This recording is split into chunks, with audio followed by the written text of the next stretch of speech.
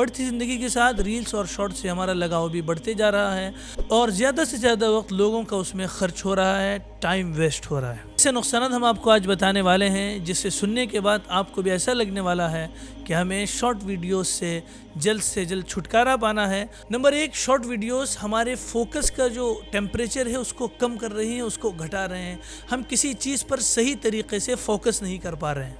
अमली काम पर भी इसके असरात मुरतब हो रहे हैं। एक रिपोर्ट जो हायर प्राइमरी के तलबा पर रिसर्च की गई उसमें ये बात सामने आई, जो बच्चे रील्स और शॉर्ट वीडियोस ज़्यादा देखते हैं उनके नंबरात कंस्टेंटली कम आए। उन लोगों में एनजाइटी भी बढ़ रही है, बेचैनी और अजब तरीके की बेचैनी, न बैठे तो सुकून न उठे तो सुकून। स्क्रोलिंग की वजह से जो हीटनेस हमारे जिस्म में जा रहा है इसकी वजह से हमारी नींद भी हमारी ठीक तरीके से हो नहीं पा रही है कि जज्बात पर काबू पाने में भी हमें मुश्किल महसूस हो रही है। अगर हम इससे छुटकारा चाहते हैं तो हमें क्या करना चाहिए?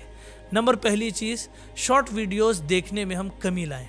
अगर हम YouTube को ओपन कर रहे हैं तो 15 मिनट के टाइमर के साथ उसको ओपन करें और उस टाइमर के बंद होते ही हम YouTube से भी एग्जिट हो जाएं।